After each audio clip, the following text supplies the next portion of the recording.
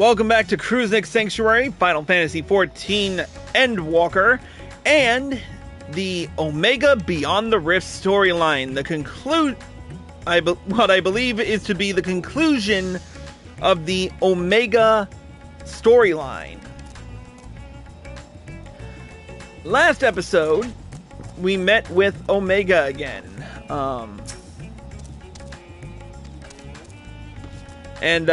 He's basically still trying to perceive the reason he was so soundly beaten back in Stormblood. He did discover because he discovered Dynamis only because Cid doesn't keep up on his paperwork.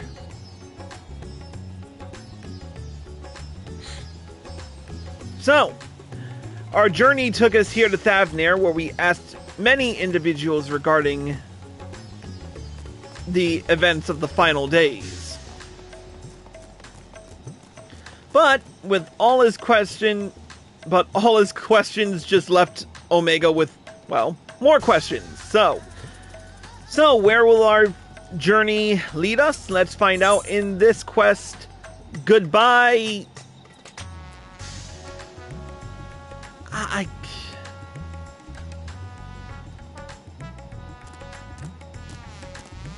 We'll figure this out as we go along. Well, let's conclude this storyline. Our next destination will be Camp Broken Glass. I desire elaboration on the dealings between the Ilsabard contingent and the citizens of Garlemald. The report described the contingent's purpose as the salvation of the local populace. Furthermore, both factions face a common enemy in the Telophoroi. Why did they not immediately combine forces to their mutual benefit? This inconsistency requires closer examination. Chris, initiate teleportation.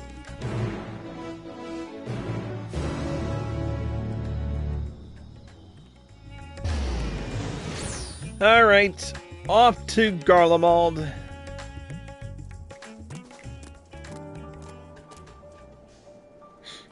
Good thing we get to teleport. Omega? Teleportation successful. Evaluating immediate environs. A cold weather region by Aetheris standards, but significantly less extreme than a star with ice planet classification. This body should not be unduly impeded. In contrast to Alpha and his uncontrollable shivering, my frame appears highly resistant to low temperatures. Retrieving data. Records indicate that remnants of the contingent force and a number of Imperial citizens yet inhabit this location. We must speak with representatives from both factions and explore their respective attitudes. Proceed. And they're accompanying me again. Right. Nope, not here.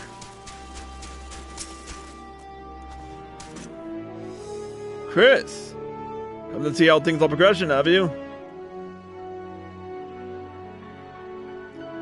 I can't speak for the overall strategy, but communication with the locals has become a damn sight easier since Julius and his soldiers stepped in to help. Oh, we still have our fair share of distrust, of course. Some folk even think we're enslaving their minds with our foreign magics. We have Anima to thank for putting that idea in their heads. But all things considered, I'd say we're doing pretty well. Establishing an open dialogue was the first big step. Query. You consider this level of progress acceptable? The reality of your efforts falls far short of the ideal. If your aim is to provide efficient succor to the local populace, then absorbing their numbers into your command structure would be the optimal path. I wouldn't want to go that far. We're not looking to take over their nation. If we're to do this the right way, We need to recognize and respect each other's way of life. So, while it may not be the easiest solution, I agree with the contingent, slow and steady approach. I'm just happy we're saving lives.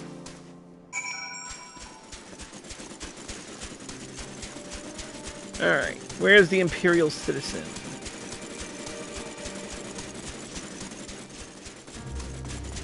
In here? Oh, there they are. A shadow from the past. A shadow from the past? Yes, I know you from Victor's Spoils. Have you come to laugh at me? A wretch who chose to leave Licinia and her sister rather than accept your help? The fool who ended up relying upon your charity nonetheless? Nope. Well, perhaps I deserve your derision. My compatriots surely scorn my failed conviction. I've shamed my people and brought dishonor upon my nation. I'm no better than a kept beast. My pride sold for a bowl of feed. But my soul, nay, that soul you shall not. But my soul, nay, that you shall not have. I've refused your honeyed offers of a new home. This land is where I belong, and this is where I shall remain. You demonstrate opposition to the contingent's overtures. On what basis do you refuse this cooperation? The data suggests the local populace is struggling to produce the bare minimum of sustenance. Have you some secret strategy for survival, or do your orders compel you to accept your present misfortune? What? Must I be mocked by a Magitech toy now? No, I have no secret strategy, no binding orders. But I comport myself as any true Gallian patriot would. Uncompromising. Unbending. Blast it all. Once again, this input is unanticipated. Let us move aside and process what we have heard.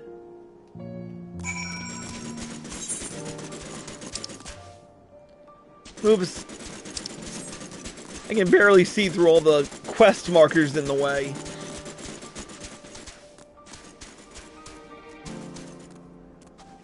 Okay, let's talk to Omega.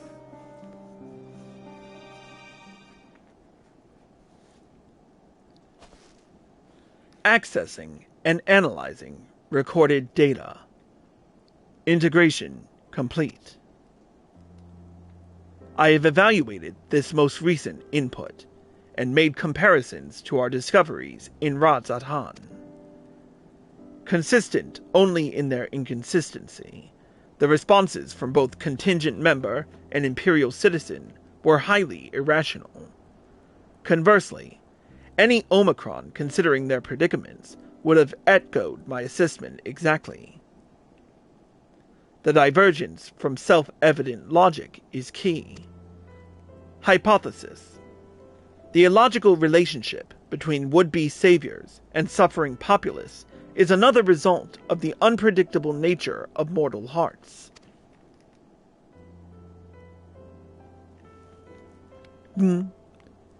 Any property or ability has inherent advantages and disadvantages, yet never have I encountered such a unique detriment. It appears that those who share your metaphysical capabilities are prone to complicating simple cognitive processes. An undesirable quality. I will, however, persist in furthering my understanding of the subject.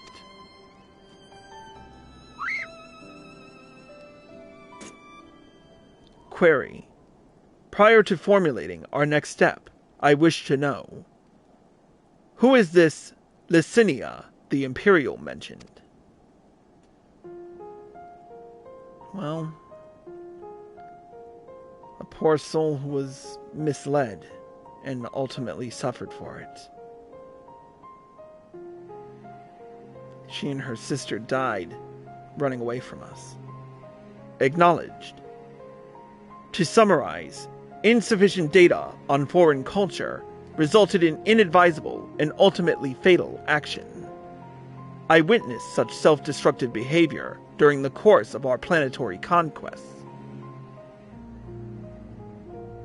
Overwhelmed enemy forces would voluntarily withdraw into perilous regions, leading to a succession of inevitable losses. Tangential data request. I wish to learn about burial customs. The practice has ever seemed nonsensical, but new data suggests it arises from the same source as your cognitive complications. Take me to this Licinia's burial site. It may aid me in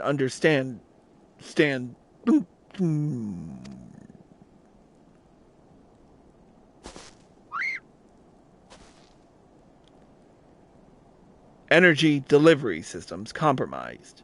Core temperature critically low. Ding. Warning. Immediate heating required. Request. Apply friction to outer frame.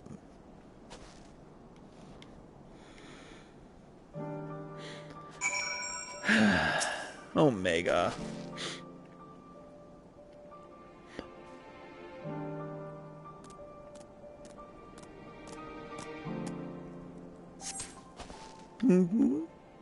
Temperature nominal. Energy levels stabilizing.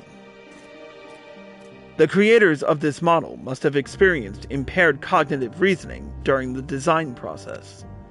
Upon our return, I will request additional climate shielding, as well as an accurate temperature sensor array. This will not affect my combat capabilities, but should improve my basic survival rate.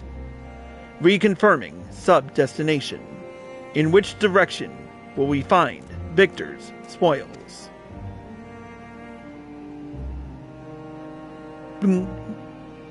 Acknowledged. Alpha, you are to remain in close proximity, close enough to envelop me in your feathers. You are permitted to carry me on your back if you so choose.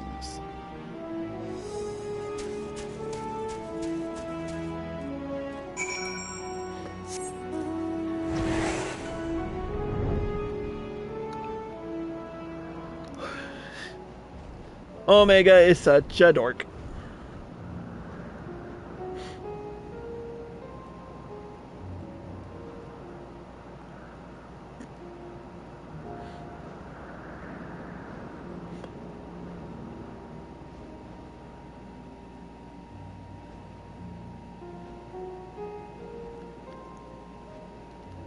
I forget that it's so far away.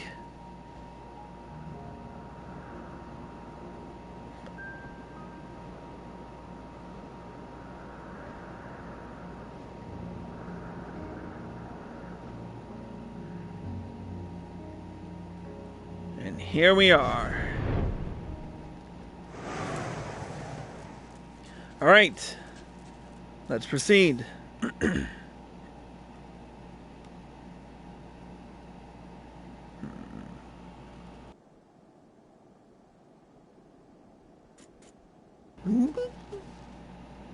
A deceptively deep snowdrift almost defeated me, but we have successfully arrived at the location you indicated.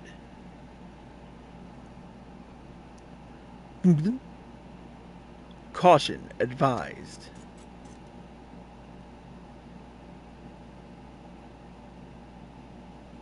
An unknown individual appears to be investigating the object of my interest.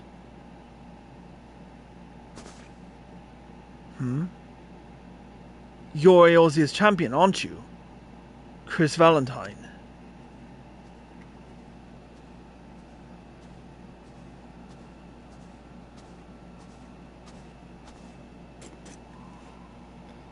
Oh, I never introduced myself, did I? I'm Manius, soldier of the First Legion and comrade of Eulus. Perhaps you remember me from Tertium. We spoke about collecting ceruleum and again later on after Lord Quintus had passed.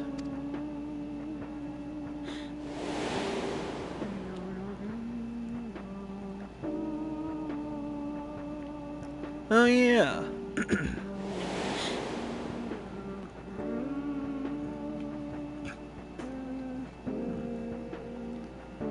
Manius. Explanation requested. What is the reason for your presence here? That must be the tiniest Magitech weapon I...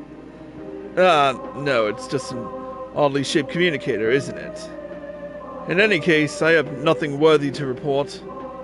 I heard that the sisters who used to live in my sector were buried here, so I thought I'd come and pay my respects. Alphino and Alice told me the story, complete with profuse apologies, though they were adamant that no amount of remorse could erase the tragedy of what came to pass. Not that my fellow soldiers and I are in any place to judge. We were manipulated, fooled into starting an insurrection which led to countless deaths among our own countrymen.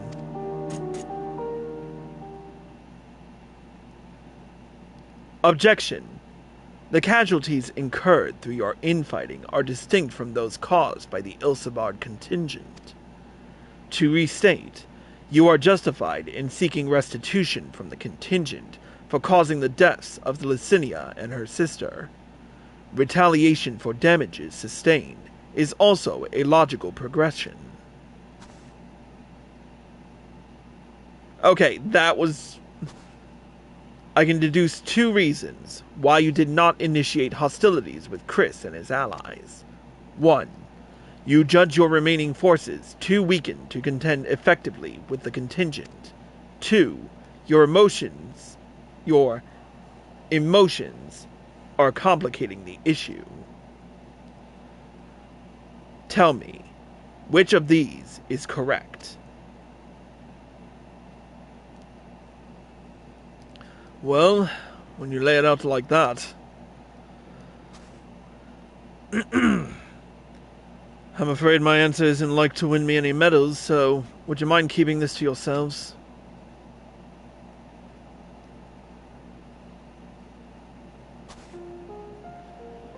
There's an unspoken thought that we're outmatched on the battlefield, certainly.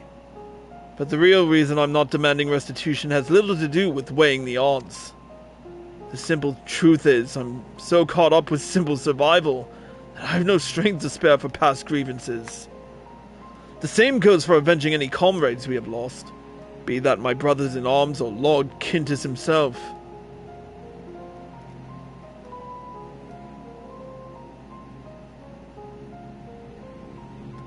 Although, it seems everyone has an opinion about the manner of his passing. Some say he should have fought until the end, that he abandoned us to the enemy. Others praise him for taking the full burden of responsibility and freeing us to walk our own path. I don't know who's right and who's wrong, but I'm inclined to side with the latter. He gave us the choice of freedom, and that's the choice I made. I could cry and rant and rage, but what would be the point? I'll save my energy for worrying about my next meal, my next task. I need to focus on the ones left behind, on making some kind of life for my comrades and me. And if I need to lean on the contingent to do that, then that's what I'll do. Even if their aid comes at a price, I'm willing to pay it. Even amongst your own, there are times when cooperation demands compromise. What matter that they're outsiders? Besides, I think I could grow to like Alphino and Alice. They've reached out to us with kindness and compassion from the very beginning. Summation. Your desire to survive, even should it mean allying with the contingent, was a feeling you already harbored. That your side had committed worse atrocities was the logic you invented later to justify your reasoning. Blunt, but accurate, I suppose. The heart is honest about what it wants, even if the mind takes a while to reconcile the decision.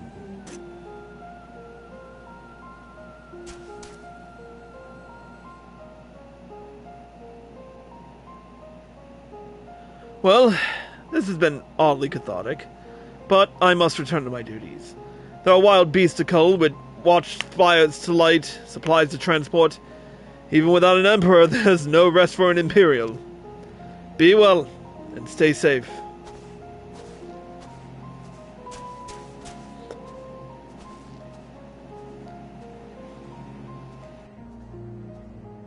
Well, good for him.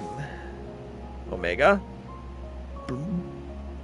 Upon review of recent input, I have arrived at an unexpected conclusion. I have been formulating my assessments on the premise that it was man who commanded the strength of his heart. But the data suggests the opposite is true. The surge of spirit, of feelings, of emotions can entangle your thoughts to such a degree that even control over your own behavior is compromised. It seems a most counterproductive specification. This also explains why my interactions with mortal subjects have produced more confusion than clarification. It presents a formidable barrier to understanding.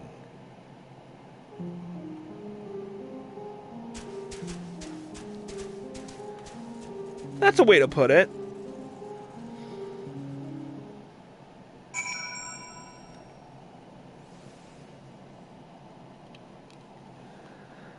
Omega.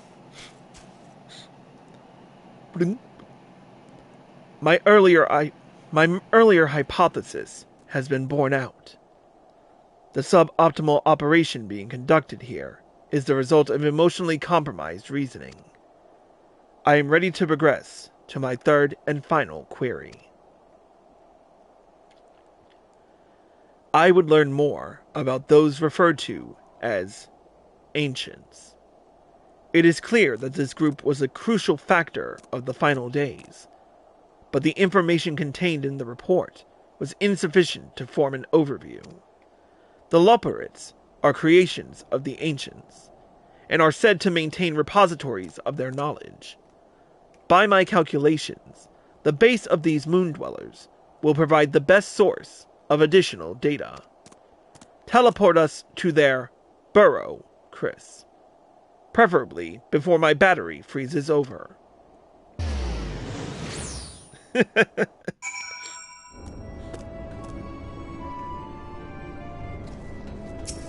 Let's see about... Oh, no answer. Okay. Omega?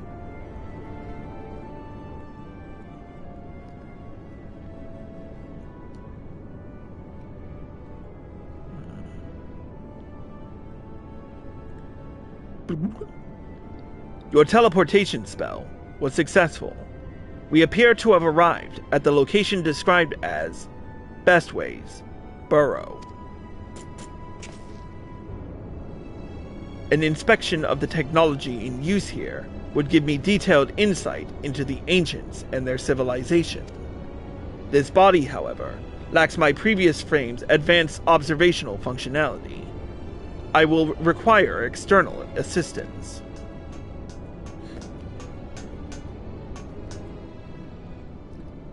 No. It can't be. Oh, it is you, Chris!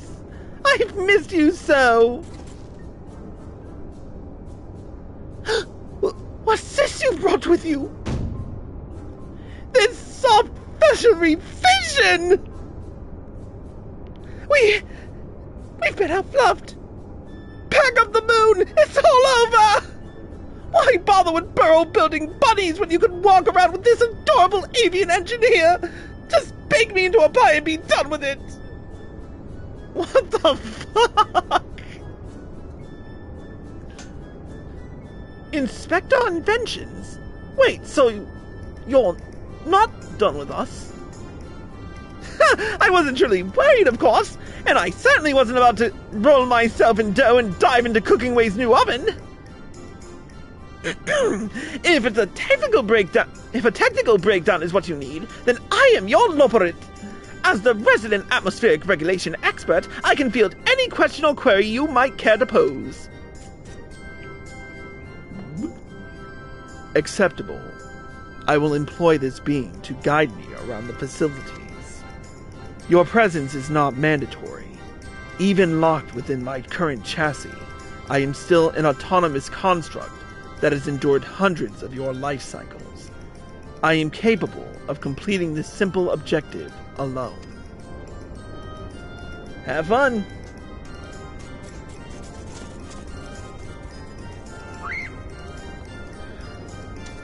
I've been a little too stiff with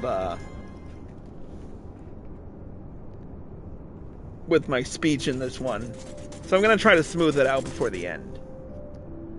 Objective complete. Was the tour helpful?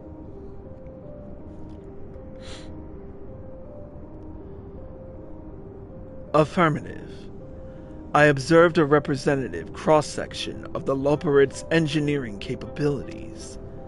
My guide required more time to confirm the answer to certain questions, but overall, we made efficient progress. Conclusion. Extrapolating from the fraction of technology on display, the full spectrum of the Ancients' advancements was, at minimum, equivalent to a level 4 civilization, a fact which demands further investigation. Despite establishing a near-ideal society, these beings nevertheless harbored a weakness which invited self-destruction. In studying them, I stand to gain a greater understanding of Sir's anomalous decision.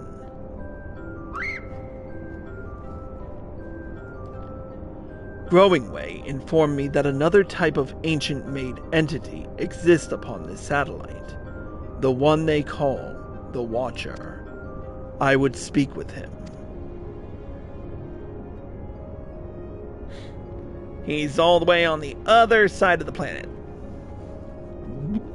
Then conserve your ether. We will ride this Argos to our destination, as you have suggested.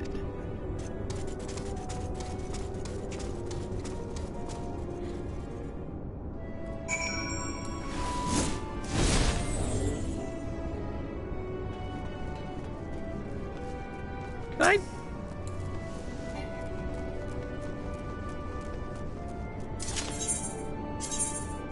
Oh no, I don't want to set my teleport here. I just want to fly. Or at least teleport out of the... Am I going the right way? I'm not going the right way.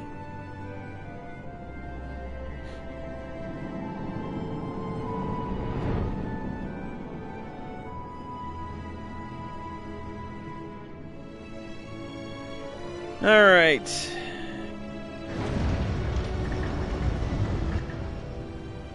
Hello again, Argos.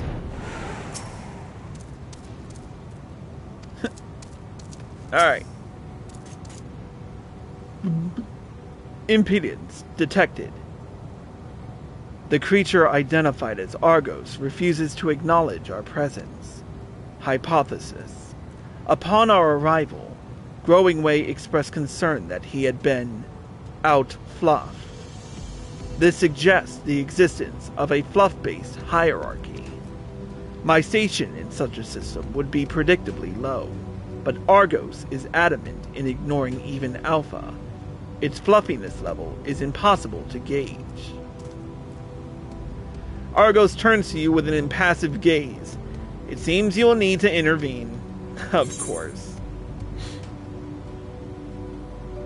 Just think of them as luggage.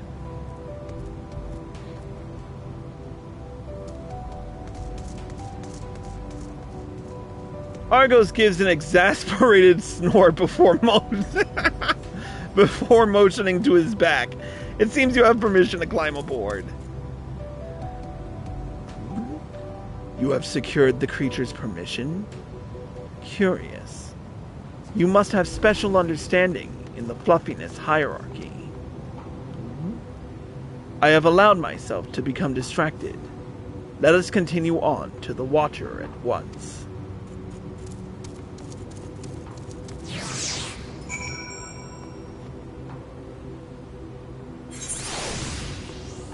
And we're back.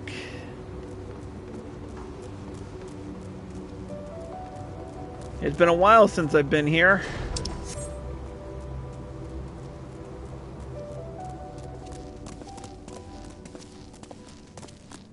Still never get tired of this place. Sometimes if I'm just need a rest, I'll just chill out here. Alright, let's talk to the Watcher. I was bemused by the arrival of these small visitors, but I see that... let me try that again. I was bemused by the arrival of these small visitors, but I see they are companions of yours. What a rare thing for my abode to be thus crowded. How may I be of service to you? Hello, Watcher. My purpose here is to learn more about the ancients. I would know of their deeds, their philosophies, the very nature of their hearts. I would understand why the final days was visited upon my home star. A worthy endeavor. But there is another better suited to assisting you with that task. Perhaps you might favor us with a tale or two of the ancients you met during your travels, Chris. My fragmented memories would be a pale substitute indeed for the clarity of your more recent experiences. Interesting.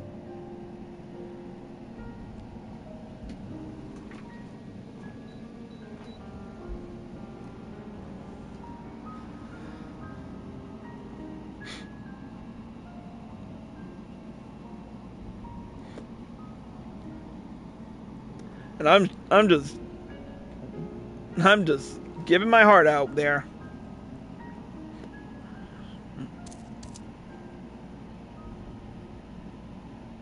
Well, there's a lot to unpack here, huh?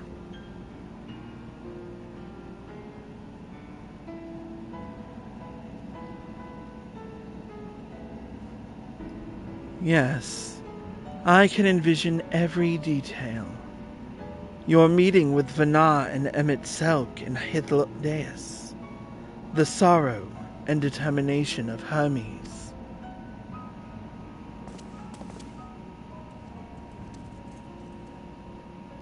I am a creation of Hydaelyn, and as such, I believe the age of the ancients would fade and be forgotten.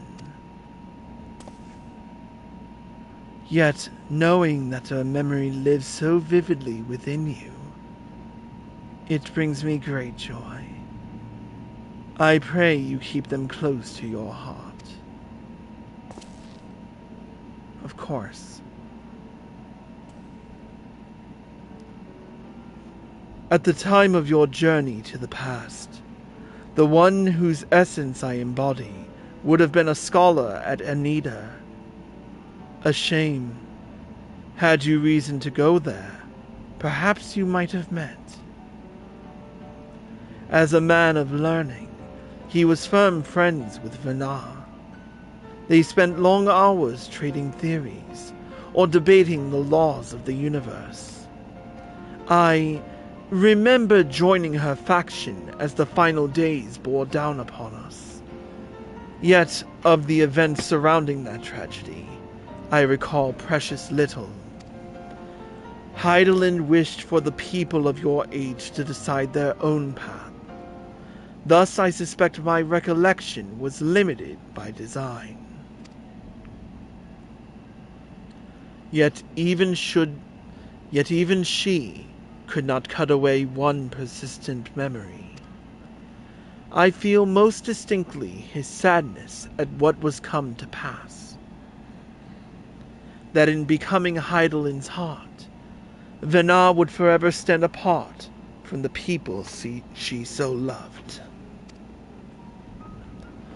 If she were so resolved in her convictions, then he too would share her sleepless vigil over the future yet to unfold. Thus was the vow he made to Vana as her transformation took hold. His fervent wish must have reached her in some fashion. For though his life was drained away by the summoning, he was reborn with new form and new purpose when I awoke as the Watcher of the Moon.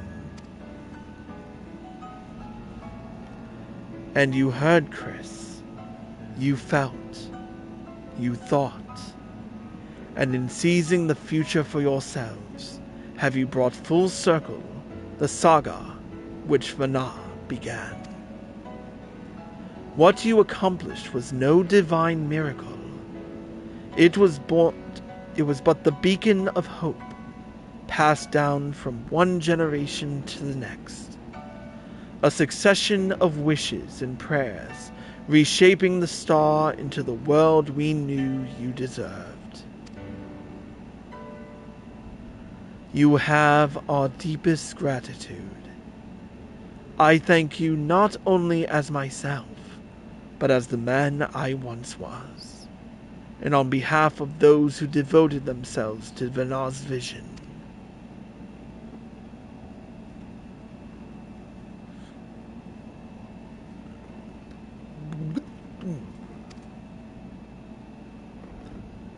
I understand the facts of your story, Chris, but not how you have chosen to process them.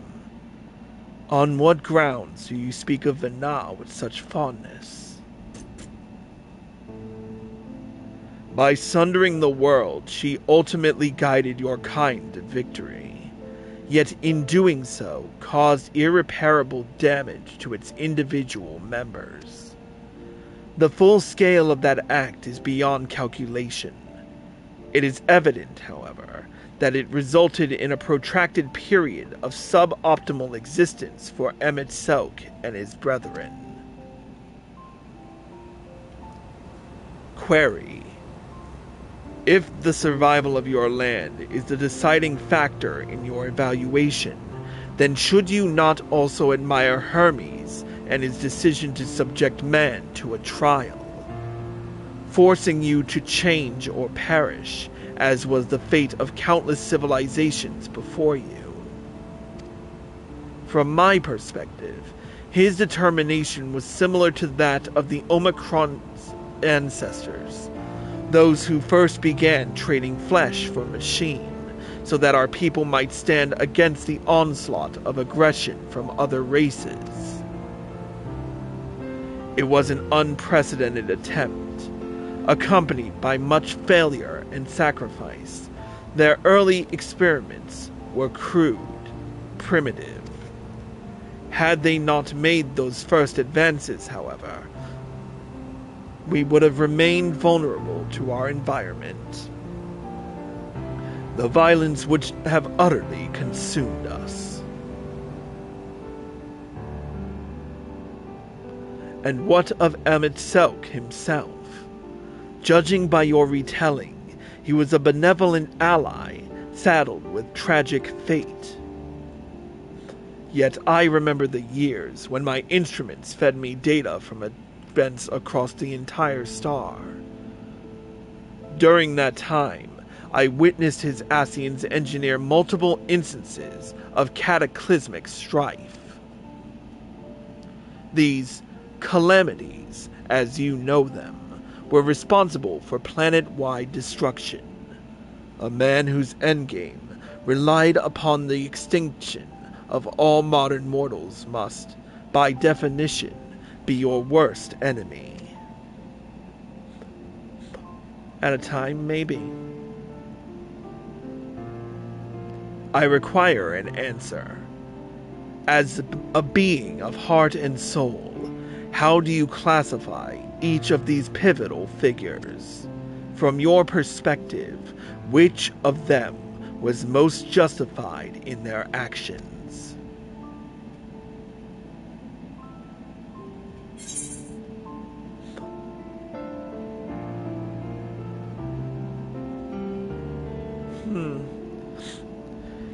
That's a tough choice.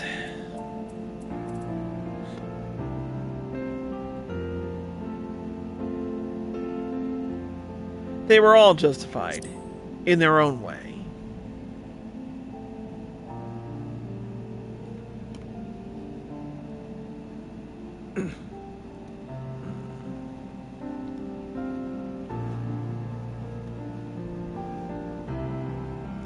I think I understand. You seek a definitive answer. Yet based on our experiences, Chris and I might develop very different opinions. In the same fashion, you are free to form your own thoughts on the matter. Do not be so swift to consider them without merit.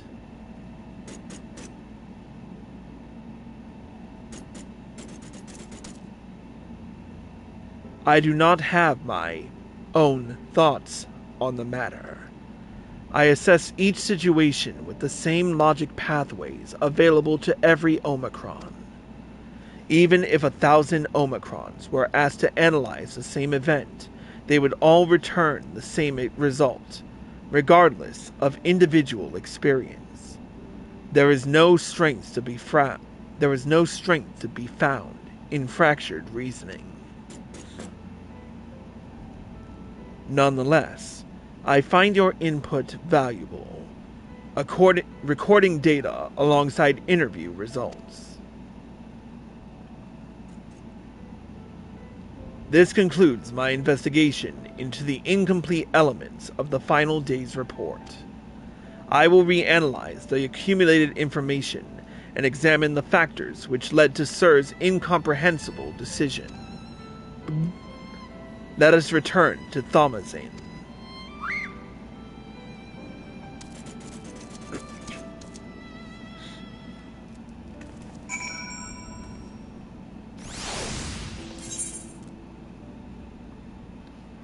Oh, we're not gonna get a teleport out of that? Lame.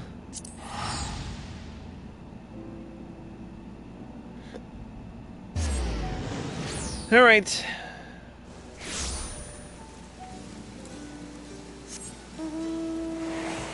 I think Omega is slow. I think it's slowly dawning on Omega. But I can't 100% be sure.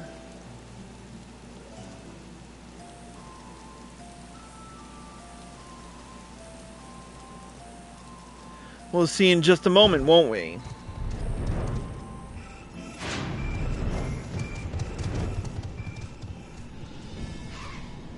Who knows what we'll find?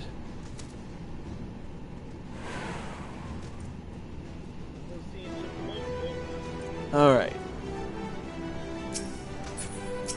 Oh. Everybody's crowding around here. Alright, let's talk to Biggs. Ah, there you are. Right at the last moment. Your journey with Omega was properly educational, I hope. We'd planned to ask you all about it in that mystery transmission besides. But I'm afraid something urgent has come up. It seems one of our Ironworks associates has fouled up jobs elsewhere, and Jesse needs Wedge and me to rush in and lend a hand.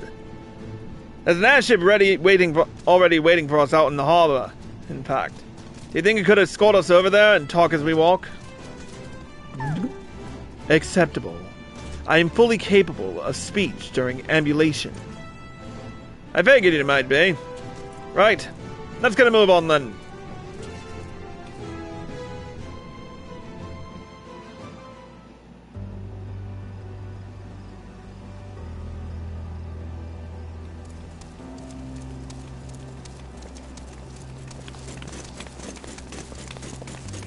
So, you've cleared up all those points of confusion then?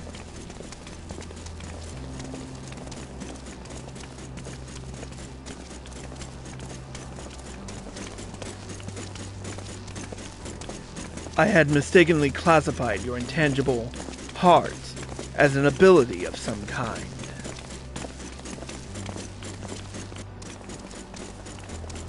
An uncanny power that Omicrons could neither learn nor even measure.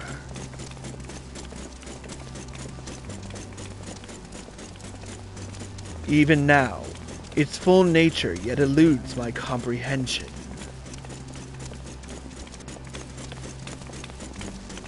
Based upon our investigations, however, I have decided to alter my definition.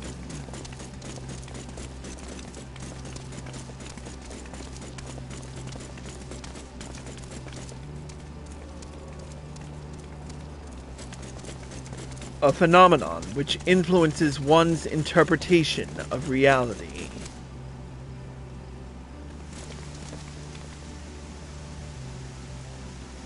That is as close to an answer as I have found.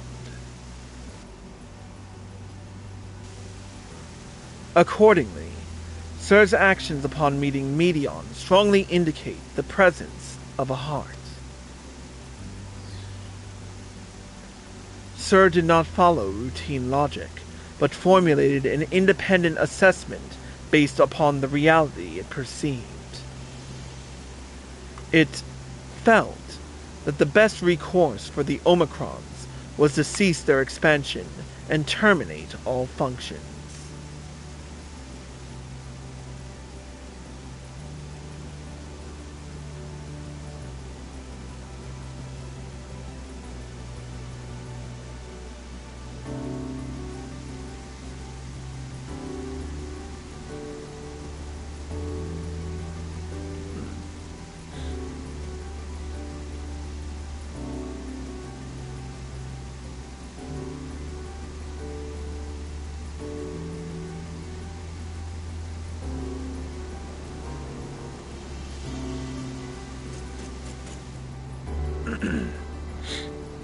Anything more?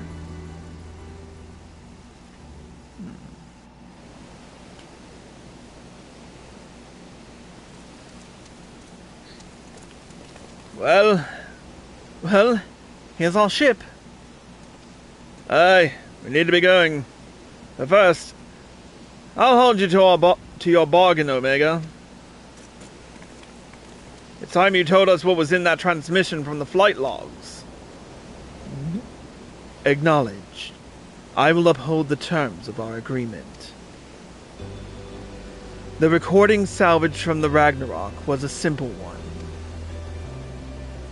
The message is so basic, in fact, that the time spent listening to it may result in a net loss of value. Shall I continue? Now you're just teasing! Tell us the message already! Acknowledged. Acknowledged. Confirming dialect coding to local language. Here we go.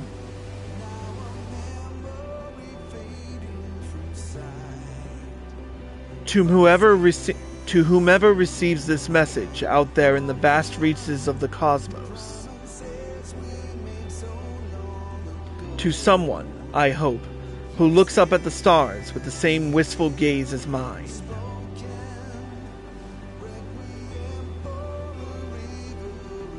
To you I say, forge ahead. May all our tomorrows be blessed with joy.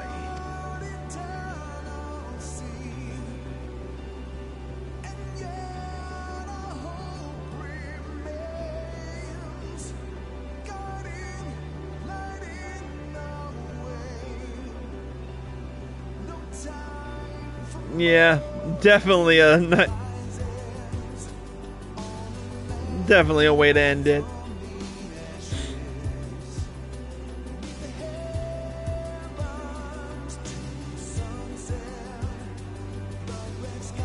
This message had no designated recipient. It lacks purpose. The concept of joy is overly abstract. The vocal supplication to manifest and joy is unrealistic in its optimism. The vocal supplication to manifest said joy is unrealistic in its optimism. Yet, based upon their expressions, my assessment of the transmission's value conflicts with its apparent impact.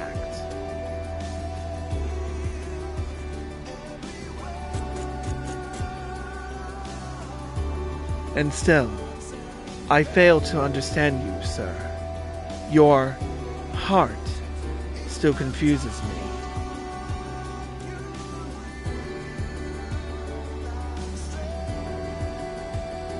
Was termination of everything the correct course? How did you arrive at this conclusion?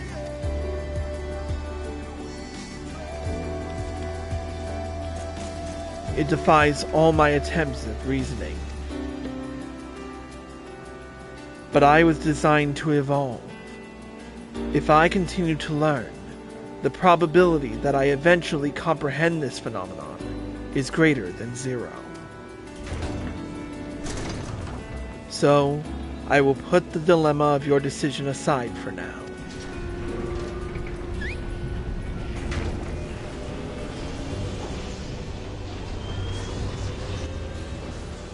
And continue my existence upon this distant star. As I dwell among these many life forms, so will I continue to piece together the complete shape of their mortal hearts.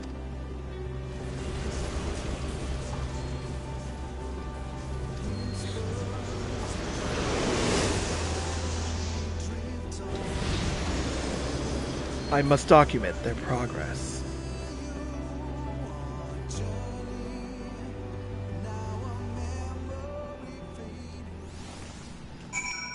Now that is a good one. That is a good way to end it. Omega? Your contribution to my education was appreciated, Chris. Indeed, I have amassed a satisfying quantity of valuable data. Now that our negotiated business is complete, however, Alpha and I will return to traveling the world. Drawing on recent experience, I am confident we can expand the radius of our ventures by a significant margin. We need not limit ourselves to Eorzea. I am now familiar with Sharlayan and Radzat-Han, and would also like to revisit the freezing climes of Garlem. I neglected to instruct Biggs and Wedge to upgrade my climate shielding. I will reroute my request to Deputy President Jesse. Engaging ambulation and parting salutations. Farewell, Chris.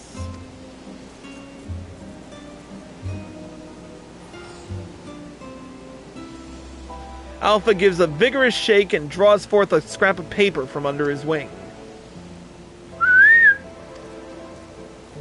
It seems he wants you to have it.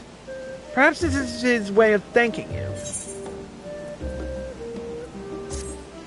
Oh.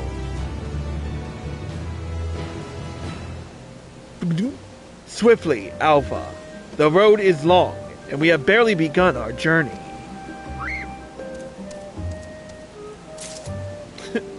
A new chapter of New Game Plus has been added, and we've gained the Flow Together Orchestrion role. Well, we might as well check it out. It's what we have a Orchestrion for.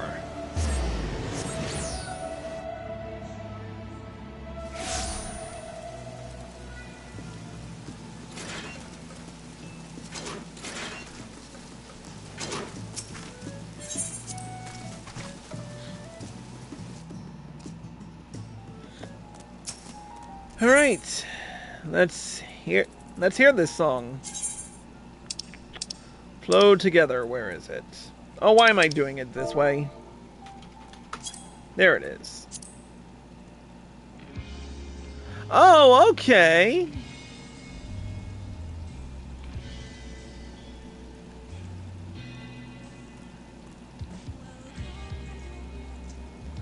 Okay, this is the kind of smooth rock version of this. Okay. But yeah, that was a nice storyline to end on. At least for Omega. Anywhoosie, our next episode will deal with one of the other special quest lines we have waiting for us.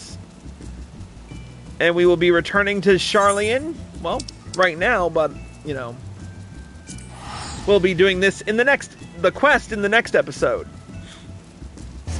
With that being said, that's it for this episode of Cruising Sanctuary. Thank you all for watching. I hope you all enjoyed the show. If you're watching on Twitch or live from PlayStation, stay tuned for more. But if you haven't done it yet, hit the follow button, turn on notifications so you're well informed. And if you're feeling generous, subscribe for access to exclusive videos and live streams, or throw some bits our way to contribute to the channel. If you're watching on YouTube and you like this video, click the like button below and leave a comment. Subscribe by clicking here and click the bell icon for notifications. Click here to watch more, and click here to watch the next episode when it comes out. See you next time.